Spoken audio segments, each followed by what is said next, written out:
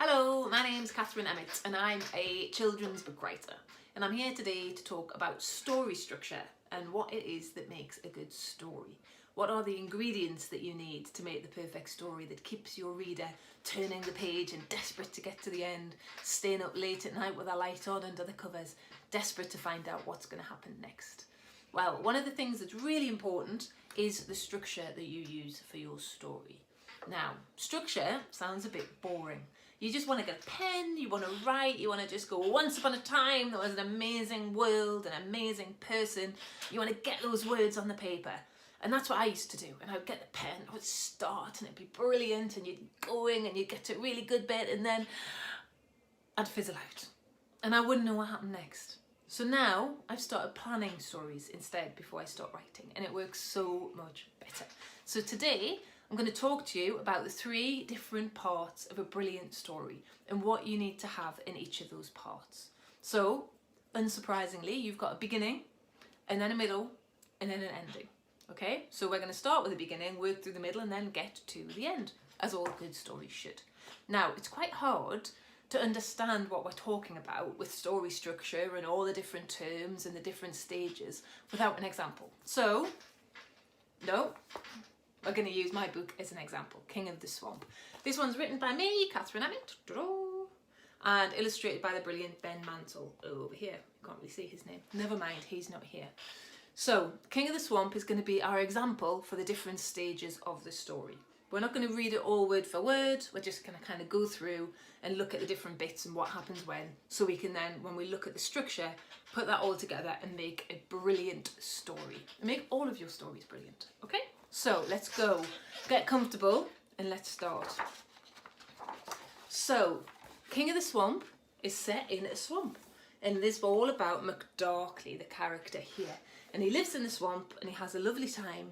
And he dreams of making it really, really beautiful. And when he's there, he grows flowers, because he's a gardener, you see? He's got his gardening hat on. And he grows all these beautiful orchids, which are a special type of flower. And every year he does it, and he loves them all, whether they're big or small, or spotted or plain.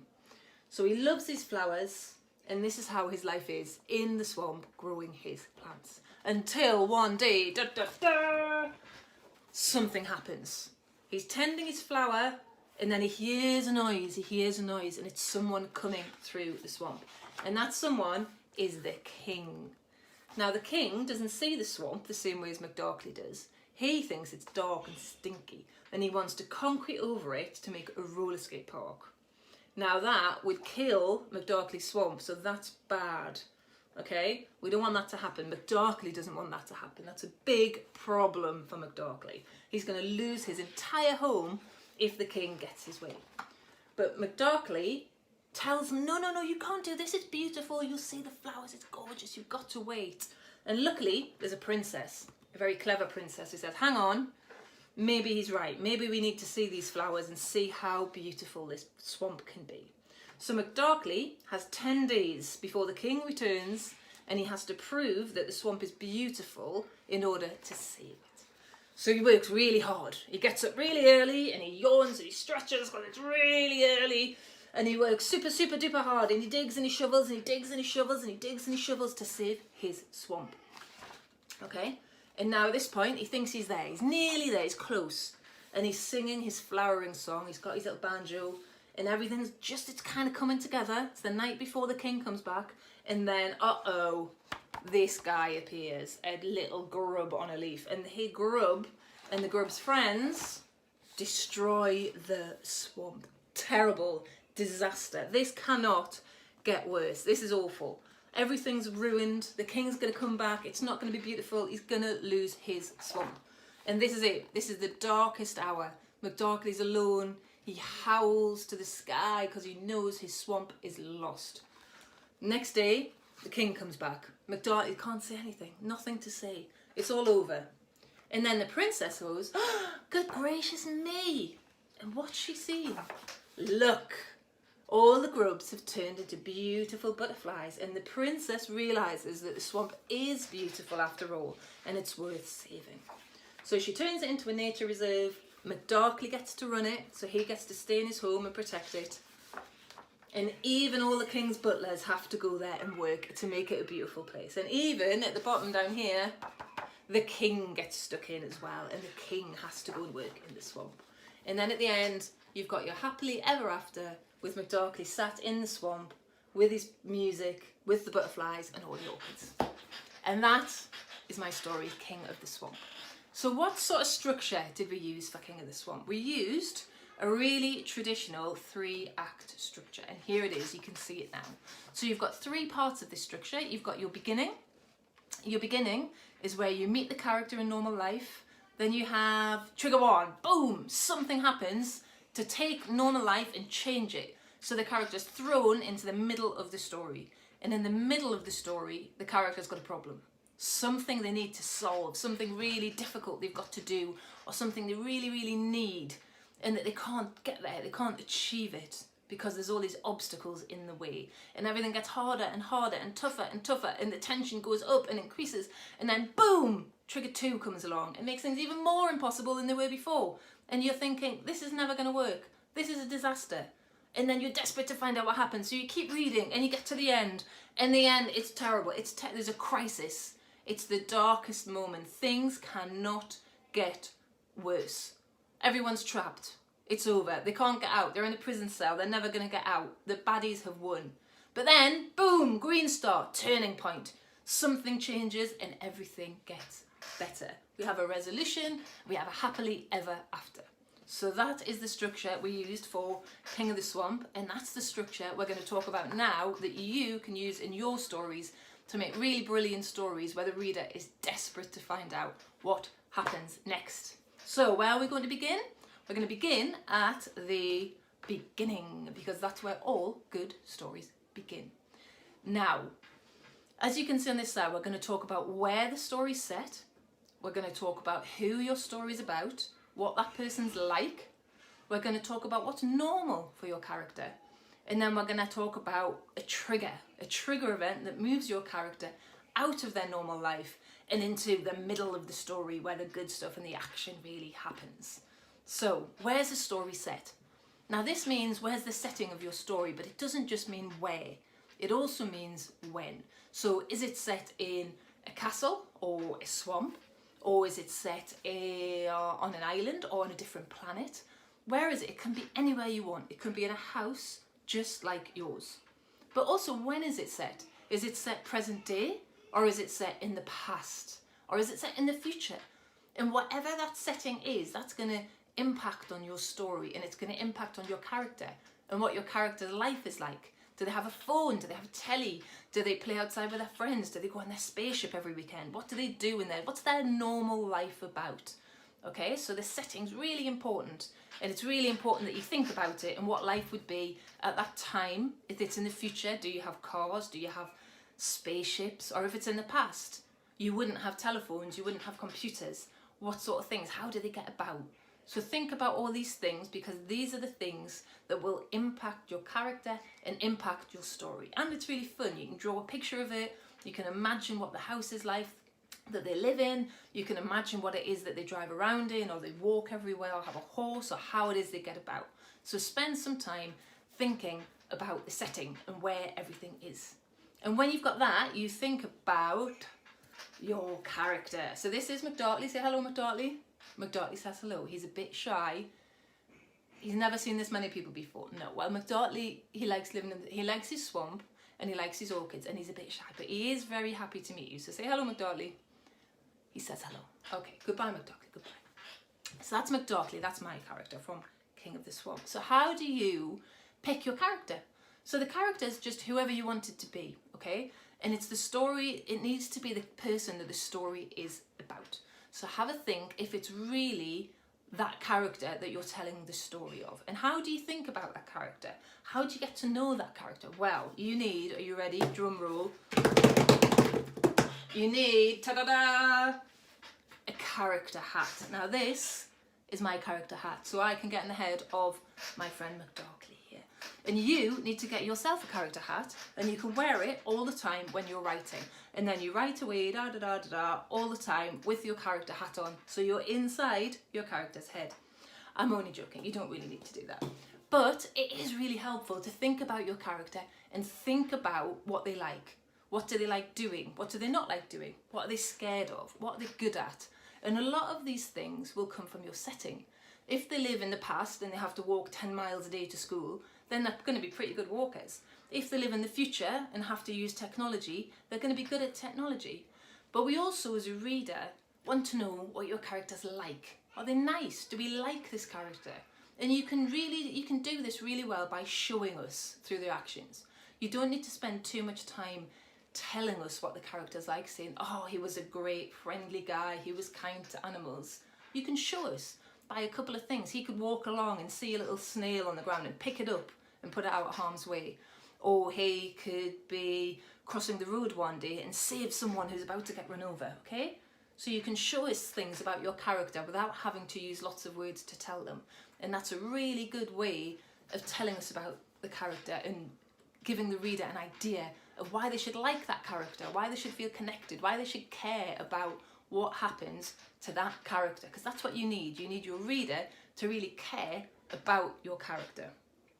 Okay, so when we've done that, what we're going to look at, we're going to look at King of the Swamp. So in here we had the setting, which was the swamp, and this was the character, this was McDarkley, and we had the character, and here we told the reader something about the character. We told the reader he likes to grow things, and he's a peaceful kind of character, and he's kind, he loves all the flowers, even when the ones are big or small or spotted or plain, he really likes them. So we've told the reader, this is a nice character, this is someone we should get on board with, okay? This is someone you need to care about, all right? And then the last thing that we're going to talk about for beginnings is what I think is actually the most important thing. It's what's normal. Now that sounds kind of boring, okay? But you need to know what normal life is like for your character. Because if you don't know what normal life is like, you're not going to understand how they react when things get crazy in the middle section, which is going to happen a little bit later on in the story. So you need to know, what's their day-to-day like? Do they get up in the morning, have a stretch? Do they go for a run? Do they go to school? Do they stay at home in lockdown? Who knows? What's normal life like for this character? What are they good at? What are they scared of? What do they dream of? These are the sort of normal things we need to know about the character. And we have a picture of Harry Potter on this slide because I think the beginning of Harry Potter is great. It shows us Harry Potter as a normal boy before his journey to being a wizard. Because if all those crazy things happen to a wizard, that's kind of fine, it's interesting. We link to him, we care, but if those things happen to someone who's a normal boy when we meet them, that's so much more powerful because we're on that journey with him. And that's what you want. You want to take your reader on a journey with your character so your reader feels connected to your character and they care what's going to happen to that character and they want to find out what's going to happen in the end and they want to know if they're going to get there and make it and have a happy ever after or not. Okay, so what happens now? You've got your normal, you've got life set up, boom, trigger event. Now the trigger event can be anything. Can be big, can be small, but it's something that is going to catapult your character from their normal life into the middle where all the exciting stuff happens, okay? Now in King of the Swamp, the trigger is this guy. It's a person. It's the king when he arrives. He stops McDarkley's life being normal in the swamp like it was at the beginning. He takes everything that was normal here and he turns it on its head and says, boom, we're going to spoil it all and make it into a roller skate park, okay? So the king is the trigger for everything that happens to McDarkley in his story. In Harry Potter, the trigger is the letter. When the letter arrives from Hogwarts, that's the trigger for Harry Potter, okay? So whatever the trigger is, it doesn't have to be a big event. It could be a big explosion, could be something very small, but it's something that changes normal life and pushes you into the middle, and it keeps your reader reading to find out what's going to happen next. Now try not to spend too much time on the beginnings just before we move on. I know your teachers always tell you to start with some action, and you can start with action, but you need to make sure that it still has time to let us understand who your character is and what they're like. So you don't need to spend reams and reams and lots of writing doing this. You could have a couple of sentences telling us about where they live, telling us what they're like, and then you can have your trigger really early if you want to, okay? So now we've had the trigger, we're moving from the beginning to the middle. And the middle is great because it's where all the good stuff happens. So we're going to flick the slides to the middle. Now in the middle, what do we need to do? We've got the character, we know what's normal, we've understood what their life's like, we know where they live, we know what sort of character, we're connected, the reader's there, we're ready to go for the next character. And now, boom, triggers happened, we're in the middle. What do we do with a middle? What does a middle need? A middle needs this. It needs you to set up a problem for your character. It needs you to add some obstacles to make that problem very difficult to solve. It needs an element of so what? What's at stake if they don't solve that problem? What are they going to lose out on? What's going to happen to them? What are they not going to achieve if they don't manage to solve that problem? Then we need your character to try and overcome those obstacles. They actually have to be active in the story. They have to do stuff. They have to go out there and get a bit scared and make things happen. And then, just when you think things can't get worse, boom, trigger 2 is going to come along and spiral you and push you into the ending. Okay, so let's go through these different points. What sort of problem do you need for your character? So the problem can be anything. It could be something that they want to achieve that's going to be difficult for them. It could be something they've got to stop happening. But the problem, it could be internal or it could be external. It might be they need to win a race. They need to win their swimming race in their local swimming gala. It could be like King of the Swamp. They need to save their home, make their home look beautiful because they've got to save it from a king. It could be absolutely anything, okay? So we've got a picture in here of Moana from the film. If you haven't seen it, it's about a little girl who lives on an island who wants to go to sea, but her dad keeps saying, no, don't do it, don't do it. But then a disease comes to the island and she has to do it. So the disease is the trigger and it's the problem. And if she doesn't solve the problem of the disease, her island will be destroyed, okay? So that's her problem. So the problem for your character can be anything. But you need to make sure it's something the character really wants or really needs, because if there's no problem, there's no story.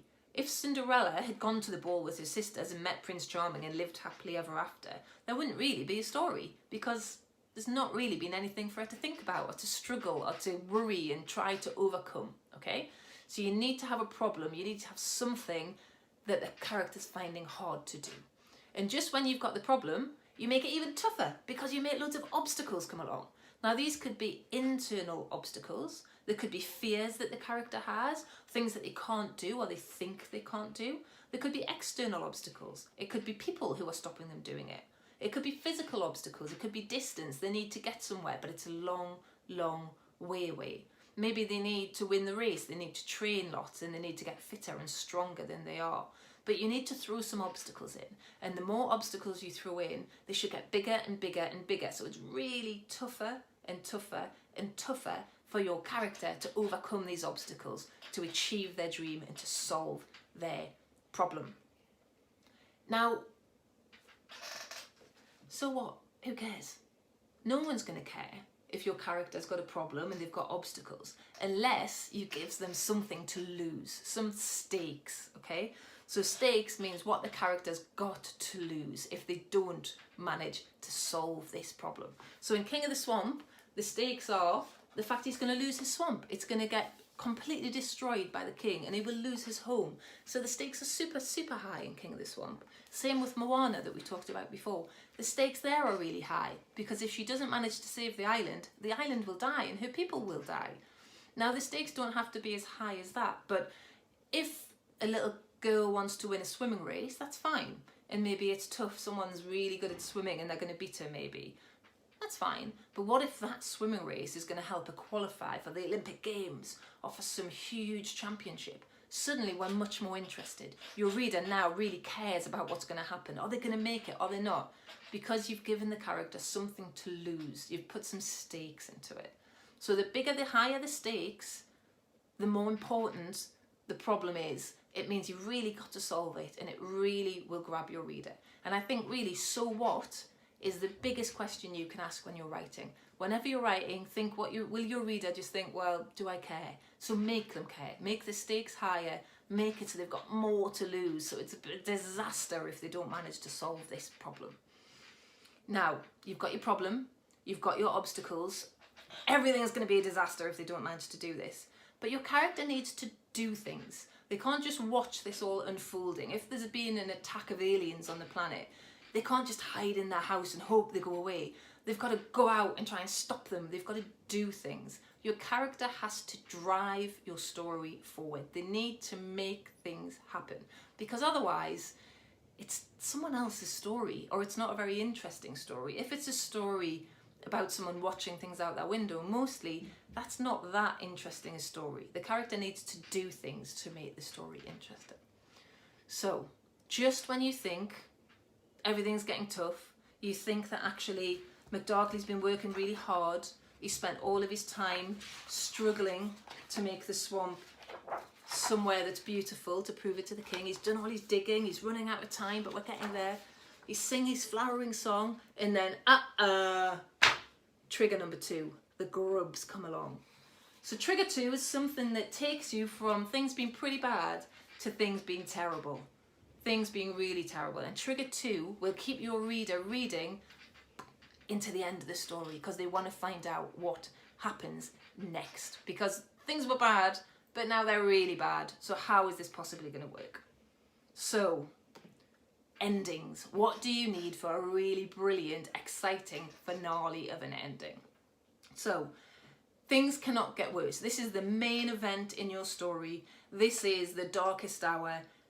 Everything's gone wrong. It's bad. The reader doesn't believe this is ever going to get fixed. This is really, really, everyone's stuck in a cell. There's no windows, there's no doors. Time's running out. It's awful. The baddies have won. You need to have a turning point. Remember the green star on the first slide that we have? You need something that's going to fix it and make everything work out. The solution and how you work things out has got to match the story, okay? So we'll come to that and we'll talk about exactly what that means. And then we need to think about, has your character changed and learned something? And then right at the end, you tie up all your loose ends for a really brilliant, satisfying ending. Okay, so the darkest hour. It's bad. Everyone's stuck in a black room. There's no windows, there's no doors. The baddies are taking over the castle. There's no way out. The water's rising. They're never going to get out. The ceiling's coming down. It could not be worse. Everyone's lost the will to carry on. Your reader thinks, no way, this is I can't keep reading because it's never going to get better. It's just really bad. And then boom, turning point. Now what can that turning point be that can take this disaster scenario, this darkest time, and suddenly make everything better? Whatever that is, it's up to you what it is. It could be anything, but it needs to be in keeping with your story. It could be that your character, who's been scared of swimming all the way along, suddenly finds the courage inside to jump into the water and save someone who's drowning. It could be that the friend they didn't know they needed suddenly comes back to help them and actually makes everything all right in that way. Whatever it is, it might be that they didn't think they could do something and now that they can. Or it might be that the cavalry arrive, that they come and reinforcements arrive just at the moment. You see that a lot in films. Just when it's looking like the castle's going to fall, suddenly more people turn up and help fight the baddies. So that turning point's important, but it needs to be in keeping with your story. So you don't want to have a story that's about someone overcoming a fear of water and then right at the end, aliens come down and beat them up and take them away and save the day. That's not really in keeping with the story. So you want to think about what's gone on in your story. How is your ending going to match that? How is it going to be a satisfying conclusion? And also, what has your character learned? You want, ideally in a story, to have a character who's learned something, who's changed, who is stronger than they were before, braver, or trusts their friends maybe more, or they've learned something or got a skill they didn't have before. And that way we know that the story has really been important to the character, and therefore should also be important to your reader as well. And then you tie up all the loose ends. So in King of the Swamp, we've got the ending. King of the Swamp, he's happy. We had the butterflies. So the turning point in King of the Swamp were the grubs turning into butterflies. Just when everything was terrible at the darkest hour, suddenly the butterflies appear. Nature lends a hand and saves the swamp for McDarkley. And then we have the tying up of loose ends. The swamp's turned into a nature reserve. McDarkley's changed. He's got some friends. His dream has been realised. And we've tied up all the loose ends. The king gets roped in and he has to help too before you go to your happily ever after. So all the way through the story, the tension is increased, and then we've got to the end and the tension decreases, and we get, in this story anyway, a happily ever after. So make sure that you haven't left any loose ends. Make sure you haven't forgotten about a friend who was stuck in a dungeon who never got let go. Make sure you didn't get a cat stuck in a tree that was really important at one point and then got forgotten about, because that doesn't make for a satisfying ending. A satisfying ending has a really big climax crisis point where everything's terrible. Then you have a really clever resolution where either the character finds courage inside or someone helps them to turn that disaster into a positive scenario. And then you see that actually that is in keeping with the rest of the story, and that actually now your character's grown and changed and learned, and now you can tie up your loose ends and have a lovely finale to your story. So that's it. That's everything you need for the perfect story. Your beginning, your middle, and your end.